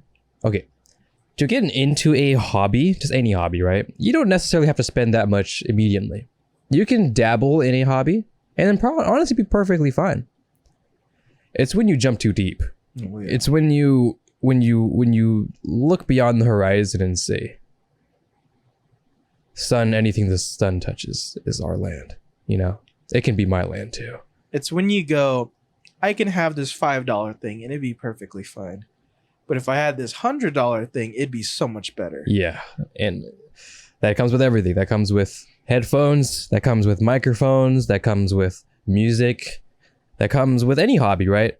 And, I could probably live my life with a $100 guitar. But man. that 10,000 guitar is looking real good. What about 10,000? But man, that $1,000, $2,000 guitar that just it's that custom ebony. I think investing into things that you really enjoy is important because, a lot of times we end up being so focused on the things that we need to spend our money on, the things that we need, and you end up putting yourself in a situation where you don't really invest in yourself. And so finding that thing that you can invest into yourself that gets that satisfaction, that gratification, that can be really helpful for the psyche, and especially with jobs like nursing and anything in medicine. It's important to have that separation between your work life and your home life because it gets stressful. And I just told one story from one day at work, and that wasn't even like the craziest day I've had in work in the last couple weeks. And so it really is just deciding how much you want to invest in yourself. And I mean, you know, I'm the last person to talk about being careful about spending my money on hobbies, because I mean, you're looking into, you know, a very, very expensive thing that I bought, you know, and it's like, you know, I enjoy it. I enjoy it more. Okay, but look past the tripod and you look over there. And you look at those things that I've invested into, and you look at these things that I've invested into. I think it's tough, right? Because like these hobbies are just expensive. They're just going to be expensive. They don't have to be expensive, but they can be expensive. And the more you go into it, they are going to be expensive. So it's more of just like finding that financial balance, because some people they can just throw some money out and have some fun. But for normal people like us, you have to kind of find that balance. And I'm blessed to have been able to save my money really well, to be able to put my money into what the studio is now and still be okay. Does that mean I encourage people to spend a lot of money? No. I encourage people to spend money for two reasons. One reason is to get what you need, but the other reason is to explore. And a third one, happiness. Happiness, yes. Live, laugh, love. Because some people, you know, hobbies, the reason why hobbies are a thing, it's because people appreciate what it is. And it's different for everybody, and it makes them happier. Like I can say that whatever hobbies we're invested in, that no matter how much money we spent on it and no matter how much regret we have on it, it's been a good time for the most part. That's what I've learned going through all my different hobbies. Right. Well, it's not, you don't get into a hobby. Well, I guess some people might get into a hobby for monetary reasons, perhaps, but is that a hobby at that point? No, there's a better word. It's investment. What is a hobby? A hobby is to have fun. A hobby is something that you do outside of the things that we call work, right? The things that you don't have to buy, but you buy because you enjoy, you're passionate enough to get into it. You're passionate enough to get into music, gaming, streaming, Yu-Gi-Oh, Pokemon, things, right? That's what a hobby is. So if you're okay with it, both, you know, more morally and financially, I don't really see a problem with it, as long as you know that you'll be okay. As long as you don't walk into a store of said hobby and be, okay, excuse me, sir, what is the most expensive thing on the shelf? I'll have the whole shelf. Because I think you know if you can do that. But if you don't think you can do that, you shouldn't do that. Yeah, I mean, it's one of those situations where, you know, I don't think I have any authority to tell anyone how to spend their money. But at the same time, you know, there's kind of like a, not necessarily a proper way, but a more financially stable way to go about getting into new hobbies. And it's, you know, that exploration that you were talking about, and then also kind of trying to decide at what point do I feel like I need to invest more money into it. And, you know, when you're talking about like gaming and that kind of stuff, you know, you start on a last gen console. So like, say you have like you want to start playing Call of Duty, you get a PS4, you play some, you know, Black Ops 3 or whatever, and then, you know, you slowly kind of get into it more, and then once you want to step up, you know, you could get a PS5 or a console or Xbox, whatever the new Xbox is called, Series X. Well, I'm sorry, or Series S. You know, it's just kind of going through that process of not just throwing money at it and being like, I want to play video games. Sure. Drops $3,000, realizes they don't like playing video games. Yeah. I think, okay. So the computer you bought, real quick.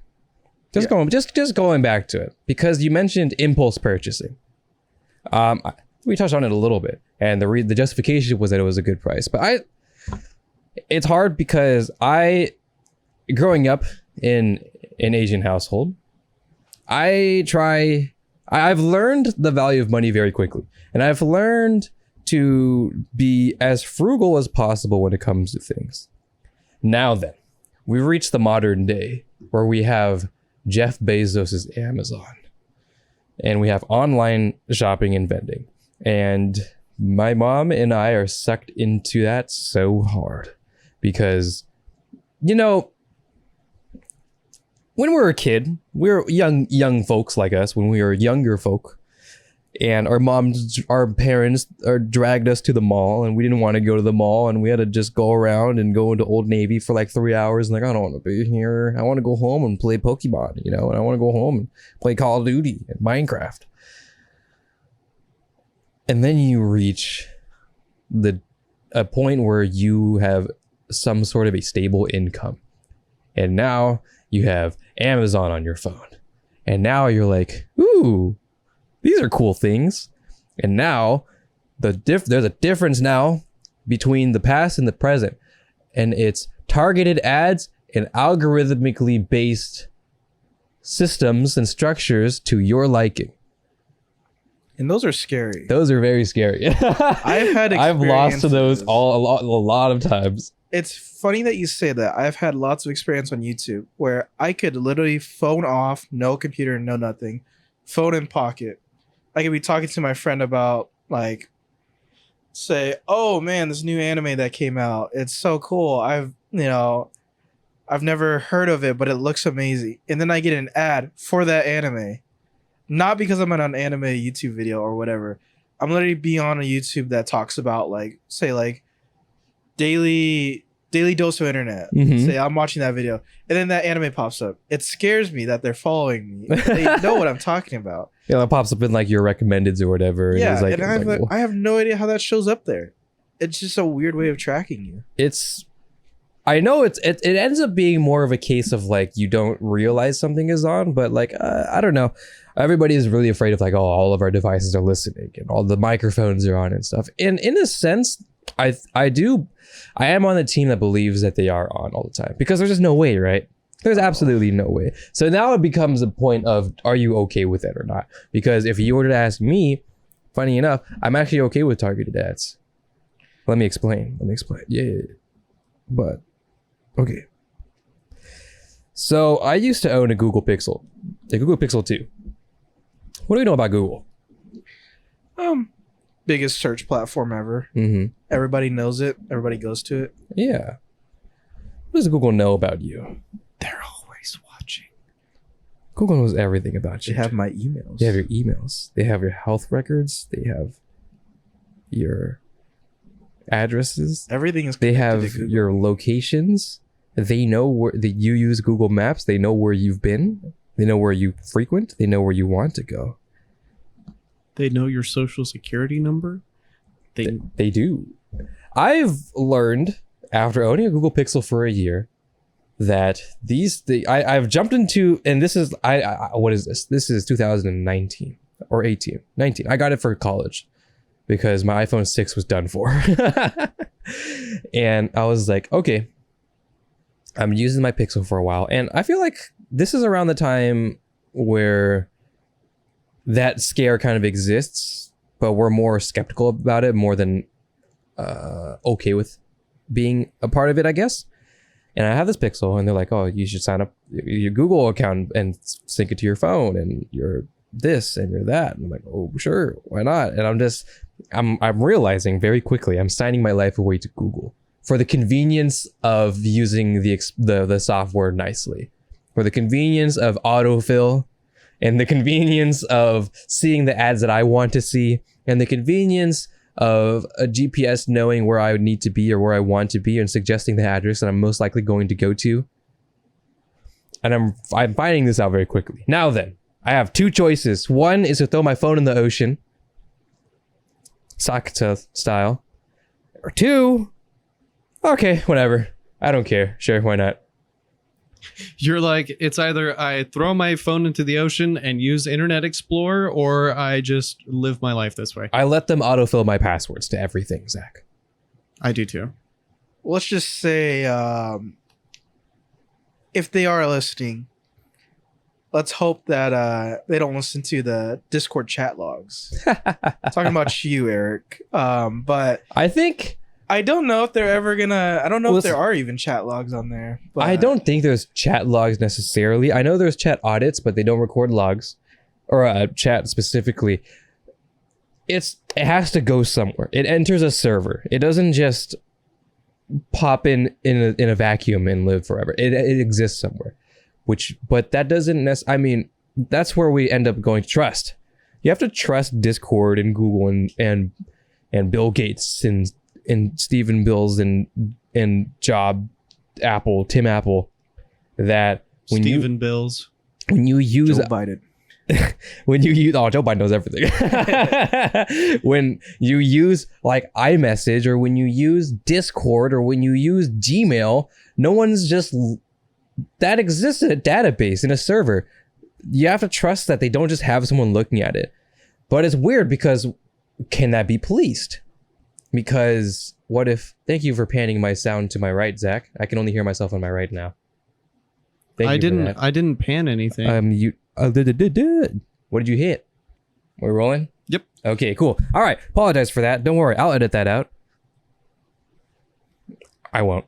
So, what the hell was I saying? Stephen Bills. Stephen Bills. Stephen Job Bills Apple Tim. Signing yourself off to these weird things, right? So, okay. They're in a database. How do you know that they don't just have a guy just look, or a couple guys just looking at things? I mean, I guess, okay. I think that's illegal because that trespasses into privacy, right? Because in theory, you can't, unless someone shares, like, shares it as evidence. I think I could be wrong, but I'm pretty sure by law you can't like a facet like, let's say, Discord cannot see some sketchy Discord things and use that and propagate someone. Great word, Arthur. Thank you. I'm pretty sure by law they can't do that. Like, I can't be on Facebook and say some sus things in a message, or in a DM, right, in a Facebook message, and the Zuck comes after me and uses me and holds that against me. I don't think technically they can do that, because technically I think by law they're sworn to a privacy security thing, an encryption thing, right? In theory. In theory. We're trusting that. That's the problem. So it's just a simple question. Are you okay with it, or are you not okay with it? We live in an age where we kind of are forced to be okay with it, but not necessarily. You can live your life without autofill. You can live your life like Apple. They have that in iOS, or the reason iOS, where they have like they let you know if an app is tracking you now. Like a pop-up comes up and it's like, this app is asking to track you. And that's caused some problems because a lot of okay. You're using an app, you fire up some Genshin, right? Guy like Christian, guy like me, fires up some Genshin on his phone, and you get a pop-up that says, this app is asking to track. Allow it to track. What do you click? Yes or no? It's very scary. Most of the time I say no. Right. There are a couple apps, like obviously there's Google Maps that says, can we use your location? If I say no, there's no point in using it. Yeah. Right. And, video games, there's no reason for them to track, like, everything. Like, one time I had a thing where I was downloading a game and I said, can we have access to your camera? Because there's some features that have camera actions on it. Mm-hmm. But no, I don't want them to have that. Right. I'm not going to use it in the first place. And second, I don't want them to peek into my camera, because Lord knows if they have access to it and they have everything they need on me. Right. You don't know what that sign off means. What does me saying yes mean? Does that mean, oh yeah, just for the game? Yeah. But what does that mean? Do they have some sort of tie to that camera driver now? The point I'm trying to make then is that when that prompt comes up, that's a scary prompt. You say, no, of course I don't want anybody to track me. Tracking, the word track is scary. Tracking, that's like stalking. That's like peeping without knowing, That's what tracking means in the general sense. But what does it actually mean for software? That's that's where you end up with a dilemma, because Facebook, when Apple started doing this, Facebook got mad because Facebook was like, hey, we don't use this track. I mean, they say, of course, but we don't use this tracking things for bad things. We use it because we need it for our apps and we need it for targeting certain things towards people. It's not like we're selling it or anything. And to be fair, a company could very well be selling it, but a lot of things are going to be location based. Like you ever go into or software or strict software base to your hardware, because you ever go on a site and they say, hey, allow cookies? Allow cookies? Do you allow the cookies? Most of the time I do. Most of the time you do, because you know why? Yes. Because they need that to save data. You ever go onto a site, like an online site, like a shopping site, you put something in your cart and you close Chrome and you go back and it's gone. Because you didn't enable those cookies, Zach. You didn't have any cookies on your plate. You Why are they eating cookies? I've always wondered that. And I'm sure a lot of people out there... I think it's due... My mind is because of the crumbs. And they leave the crumbs on the site. I see. That's my guess, because it sounds clever, right? Cookie crumbs. Crumbs, right? But it's that idea. Sorry. Oh no, it's just that idea of that they need to use these type of tracking. Scary word, but they'll never say the word tracking. They need these tracking so they can do certain things for you, like Facebook to target certain ads for you. And you fail to realize that we've lived in a society of targeted tracking for so long, and a lot of it is built on that structure. So when Apple did this, everyone was like, "Oh, whoa, hey, whoa, calm down, Apple Tim, Cook, Jimbo, calm down. You don't realize what you've done. You just looked at the structure that the internet has been living on for the past couple, God knows how long, for how this has lasted, and you said, haha, psych, unless, JK, unless, stop." That ended up being scary. So what does this mean to normal people? To normal people, they're like, I don't want to be tracked. They stop. And then, honestly, they could probably live their day and it'll be fine. But it gives a headache to certain like companies and stuff. And it brings a scare to people who need to use these types of technologies in order to facilitate their structure to you. And then now that that's gone, they have to kind of rebuild and figure that out. So what is this point I'm trying to make of this really long story? I don't know. Do you want to be tracked? Sure. If you don't want to be tracked, doesn't matter. But the mics are going to be on. You can't trust them to say, hey, unless you literally pull the plug, the mics are going to be on. They're going to be on. These microphones. The hardest thing I would think would be to try to deviate from it, or like try to completely 100% like prevent it from happening, just because it, like you said, it's been so integrated into everything that we do that it's just kind of a part of the, you know, terms and services that nobody ever reads and all of that kind of stuff. And, you know, the fact that Stephen Bills decided to make it so that people were aware of it, you know, definitely was a big dick move on his part. But it, you know, how much do we actually have control over those things, and how much are we willing to let those things affect your day-to-day life? Because like for me, I don't really care. I mean, you know, I know that incognito mode is probably not as incognito as we think it is, which is okay. I just, you know, it's whatever. I don't give a shit. So they know the numbers, Zach. Yeah, they know. They know the numbers. All of them. All 6 of them. You know 7 now? I'm sorry, go ahead. Sorry, different topic. Sorry, I said something stupid. That was a stupid thing to say. At what point do we just kind of throw in the towel and be like, all right, well, you know, I guess it is what it is. Mm-hmm.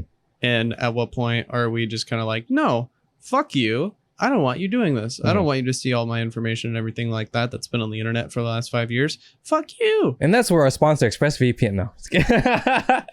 Funny enough that you say that. I actually think we're in an era where if we did have a decision, we can't make it. no matter what happens, the farther we go along with technology, the more we just choose to follow it. I agree. If I buy a phone and it says, can I track all of these? And you say no, you lose access to a lot of stuff that it would give you. Mm-hmm. But in saying yes to a lot of these, you get a lot of access to new stuff you never had before. And as much as I don't want to be tracked, it is a lot nicer to have stuff I personally recognize rather than stuff I don't recognize. Mm-hmm. If I started getting apps about guns, all these other stuff that I don't really care too much for, I'll be like, maybe I won't go on the site too much, or I'm just always going to ignore it. And when I get apps or advertisements for stuff I do like, that makes me want to click on it. And, it's just better for the audience that gets it.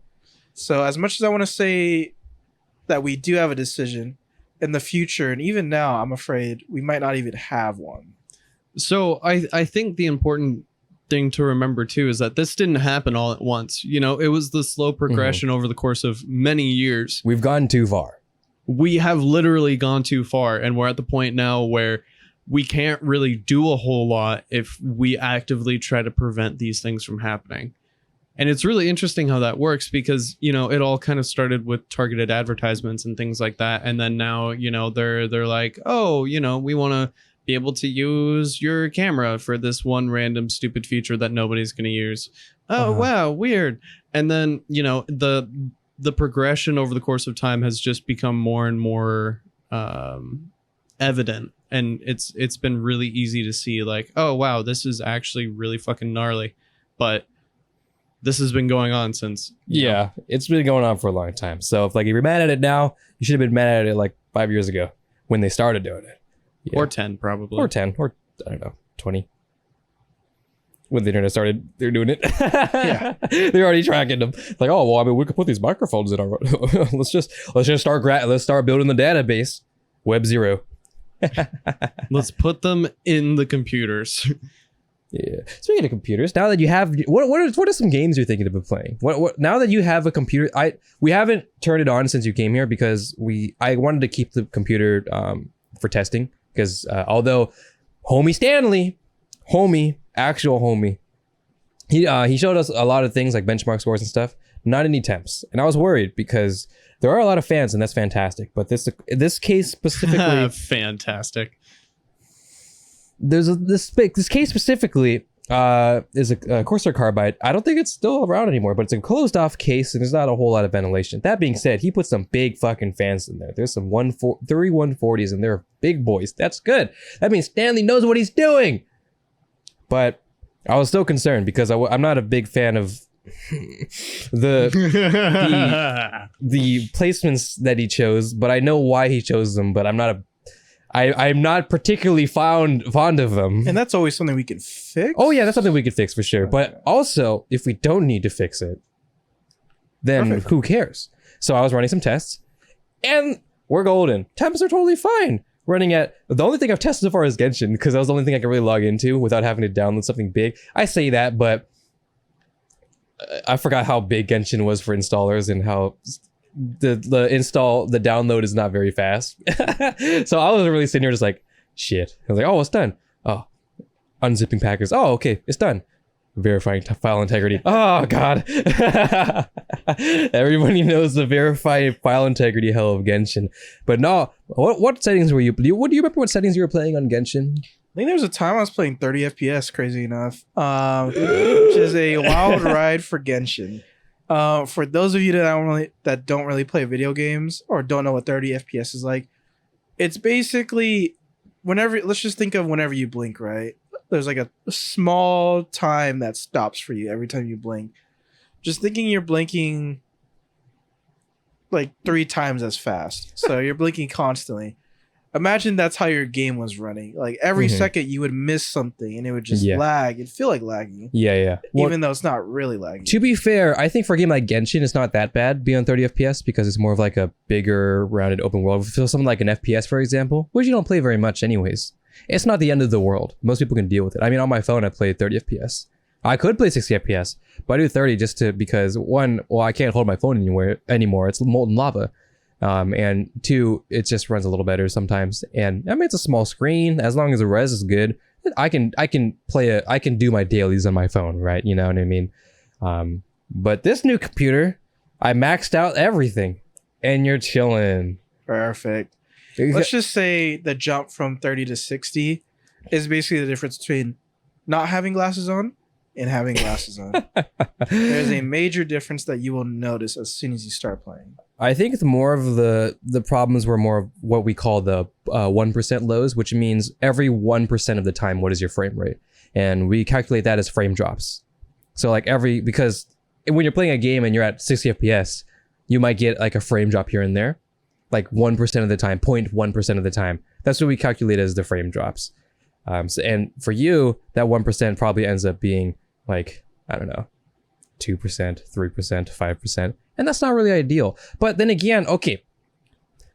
What I wanted to bring up from earlier that I wanted you to remind me, but it's okay because I never really prompted you to remind me, but I just told you to remind me, but I didn't really say when to remind me. Don't worry, Zach. I reminded myself. Hey, Arthur, you should tell him about Thank you, Zach.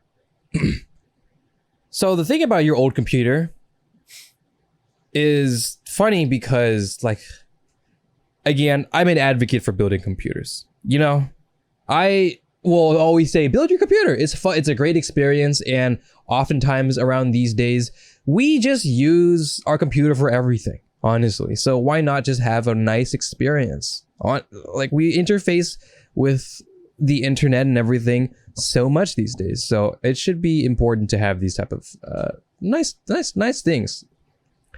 So then, but what does that mean? Does that mean I'm telling you to spend $1,000 on a computer? No. Am I supposed to spend $500 on a computer? No. I'm saying spend how much you want and to go the route that you need to. I think for you took the most normal person route and the route that I would have recommended. And there's nothing wrong with There's nothing wrong with getting a hand-me-down computer and sticking a graphics card in it. I did that. There's literally nothing wrong with that. Some people, like, would just, I don't know, just yoink a Dell Optiplex from the school. No, just kidding. That's a joke. Nobody does that. And then just stick a graphics card in it. And they'll play their League and their CSGOs and they'll be fine. Honestly, like, you can buy like those Dell school Optiplexes on eBay for like $100, $200. And oftentimes, maybe if you want to spend like $300, they're not the most fastest, but you still get like a quad core Intel thing, you know, an i7 maybe, if you want to pull some certain punches, and you stick a graphics card in there and you have a computer and you can use it to play your Roblox. Exactly. When it's hard because, you know, I don't remember what it's called. It's some sort of curve. I forget. There's a name for it, but it's like you learn something new and you think you know everything. The bell curve? It is a bell curve, but it's like an upside down bell curve. There's a name for it. It's just parabola? Not necessarily parabola. It could be parabola, but it's more like, okay, where am I? Okay, so I go like this. So it's right to left or left to right from the camera. So, you start to learn everything. And this axis, this y-axis is your level of confidence. You start to know a lot more things and your confidence rises and you start to think you know everything. You're saying the cool buzzwords. You're saying the cool things. GPU, RAM, Intel Core i7, 8 cores. You start to think that you know everything. And then all of a sudden you learn more and you realize you don't know anything. Because there's way more to it than meets the eye. And you realize that your ego was making you think, I mean, to be fair, you learn this new thing and you think it's so cool and you're like, hey, you want to talk about it with people. You want to discuss with people. You want to tell your friends about it that don't know about it, you know? And that's fine. But then you drop off into that point where you don't realize you know anything. And then that's when you truly start learning. Because then you start to rise back up. There's a name for this. I forget what it's called. But it's some sort of like knowledge ego type bullshit. But that's diminishing returns. Kinda. But that's how I felt with computers. But it took a long time for me to realize that. Because for so long, I was just that guy on Twitter that helped people with computers. I was just, you get IT support, you get IT support. Everybody, I can help you fix your computer. And honestly, it was fun. It was great. It was great practice and learning experience for me to really see how much I knew. to which I ultimately realized I didn't know as much as I thought I knew. But what I'm trying to get at is that I thought, okay, I know, so I'm starting to learn about computers. Computers is fun. You should build your computer. You should build your computer. Let's just build computers. I still agree. You should build your computer if you want to. But sometimes there comes a time where some people just don't or can't. Where, I mean, we could have easily parted a computer together, but it was just more, not dire, but just more convenient to look at a used computer and see where we can go from there. Maybe buy a used computer and add another part along the way. Start from something that we already have. Because, I mean, sure, it might be a fun experience to build a computer, and I think building a computer is a great experience. But, man, sometimes, hey, I just kind of want to play video games right now, and I can't right now. And the best thing about building computers, I would say, is knowing where all your parts go and what they do. Yes. Because if you're going to want to upgrade... Oh, excuse me. Nice, if you're going to want to upgrade... I need to tighten this thing. You're going to want to know what you're going to trade off for it. Sure. So a lot of what you learn from building your computer is... You can just bet it to you. Yeah, that's fine. Anyways, a lot of what you get from building a computer is knowing what does what, what's more important than other stuff, and how you can upgrade. The problem with that is that I don't expect anybody to know that, because that starts to get really sweaty. It does. And I don't expect it. Like, someone wants to get into cameras, Zach, and they're like, what should I do necessarily? And then you go, oh, okay, well, let's look for this camera with this type of camera with this version of this camera. Let's look at some lenses. You have this type of focal. You have this amount of f-stops, and you have these are the millimeters, and you probably want this, and maybe this. You can probably go for this. And you enter this portion of things that, like I said, you're just saying arbitrary words that mean nothing to them.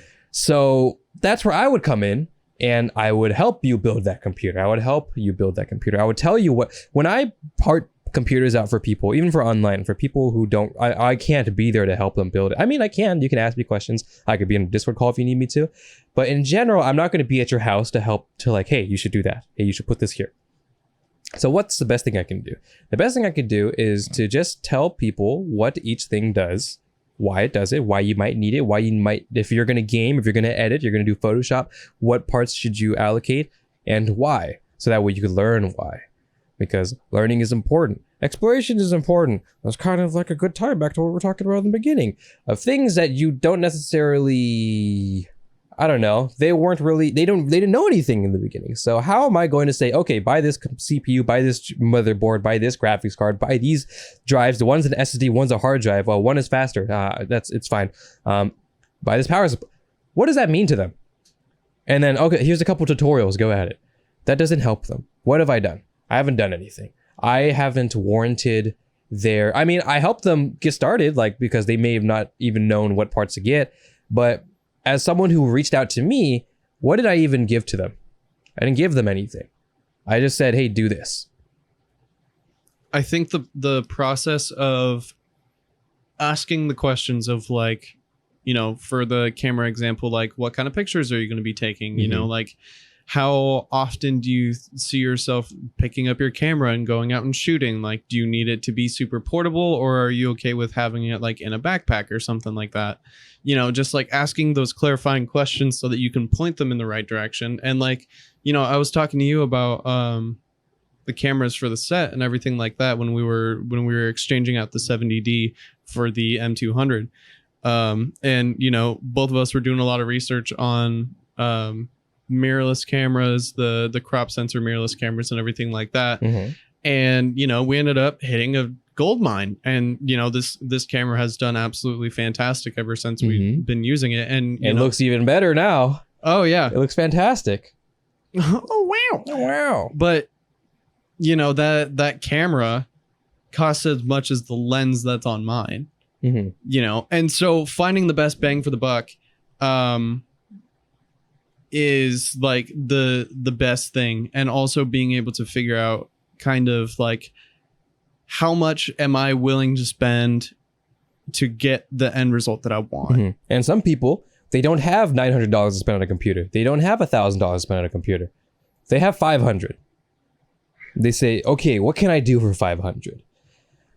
I can look up some reviews or go on like some Reddit forums and stuff and maybe part out a nice computer. And it would be a nice computer.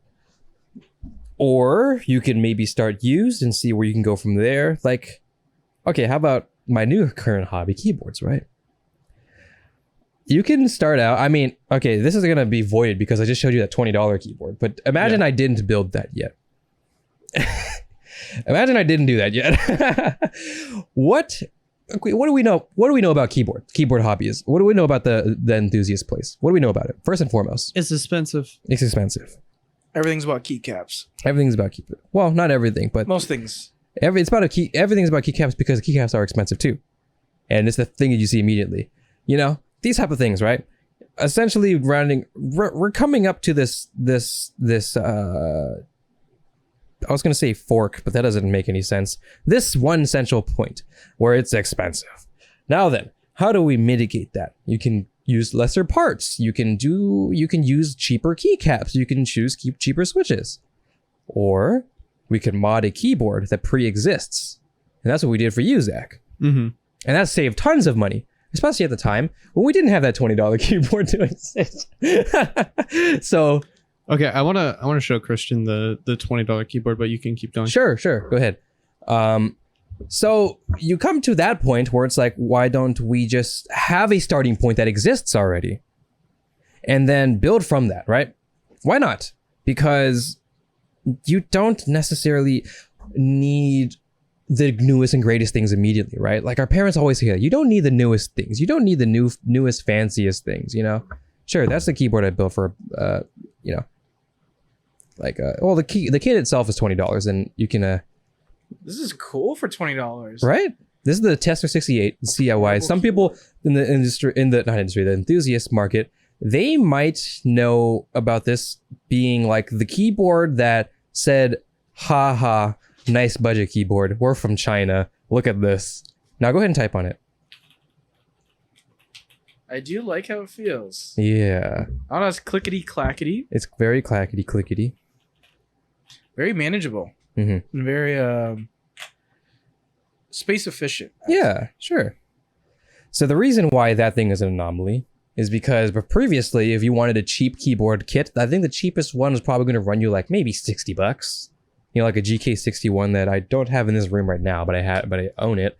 Something like that. It's just a keyboard kit that all you need to do is put some switches and some keycaps in. Basically, that's what a keyboard kit ends up being. Sometimes you might have to buy stabilizers, sometimes you don't. But the point I'm trying to make is that when we built your keyboard, we didn't have that. Mm-hmm. So what did we do? Well, I had a keyboard lying around. Oh, that's right. It's on. Is it on? Yeah, I didn't know it was connected. I didn't know it was connected either. It's okay. Don't pull up the numbers right now. We didn't have the option of something like that. So I had this keyboard lying around that you can change the switches easily and the keycaps. Why don't we just start from there? So we just took it, we modded it, stuffed some foam in that shit, and just like lube the switches, lubing with the boys. And that was it. And it was a lot of fun. It was a lot of fun. You had the experience. You had the experience of building it still, but you had a starting point. So for this computer, although Stanley kind of hooked you up, but imagine we went for a different listing, and we kind of bought something more for the platform, so like the motherboard, and maybe the graphics card that it came with, and and the case and the power supply maybe. So that's our base starting point. Everything else could work, but we have some, now that we've bought used, we have some money to throw around, right? So what can we do from there? That's basically the thing. And that's where, honestly, I implore most people to go to, because as fun as building a computer from scratch is, sometimes it's just too expensive. And that's okay. Because maybe building a computer is just not your hobby. Maybe it's just not what you find fun in your free time. And that's okay. So I find fun in my free time, so I'll build tons of computers if I want to. Well, they're really expensive, you know. And that's why I went to keyboards, because I can spend, let's say I have $100. I could probably build a nice keyboard for $100. The computer I'm going to build is probably not going to be very great. The cool thing is that if you think it's too daunting to build an entire keyboard, build an entire computer from scratch, you know, you can go the route of buying a pre-built and then just putting a graphics card in it or something like that. And same thing with keyboards and same things with a lot of things. And that's why kits are so convenient. And, you know, the ability to have that jumping off point where, you know, you're not starting from square one. And that's what makes it super nice and convenient and fun and woo, yay. Yeah, it's good. Hobbyism. It's a topic that we love, and it's great. This is the topic of the video. The topic of the video. Hobbyism. Yu-Gi-Oh. So, I think that's about it. I think we've covered a lot. Is there anything? What's the plan with a new computer? I know I said what games you want to play, but what's the plan? So, for my lucky the 5 fans that I have out there, good news for you, because as soon as I get this computer and I get comfortable with everything, I'm gonna be streaming soon. Yeah, and you're gonna start seeing where stuff where can they find you? So you can find me at twitch.tv/Chafe, CHAFE. You can expect League of Legends. You know, if you just want to talk to me, I'll be there. Shoot, we might be playing Fall Guys. You never know nowadays. But I'm super excited. My streaming career, I guess you could say, died a while ago, but I'm going to bring it back with the new computer. It's a new me. It's a new you. Where can they find you? Anywhere. Do you have anything public? Just twitch.tv. Just Twitch? Chafe. All right, we'll put that in the description then. That's where you're going to see me a lot in the next few days or weeks, probably. Good. All right. Then you can also go in the description and find us. You can find Zach and I, and you can subscribe if you want to. Check the Patreon if it's ready, probably not, and the coffee link if you want to support. But thank you guys. Thank you, Christian, of course, for coming on. Thank you very much. Yes, we love to have you. We love to have you anytime. The couch is always ready for you. And thank you for being the first person on the couch. Of course. I love the casting couch. I mean, the couch. Well, the casting couch was the couch that we had before. Yes. This is more of like a love couch. Yeah. Wink, wink. Can't wait for the casting the other guest. I can't wait to have 2 guests on the casting couch. That'll be a fun one. But yeah, thank you, and we'll see you guys next episode. Goodbye. Bye.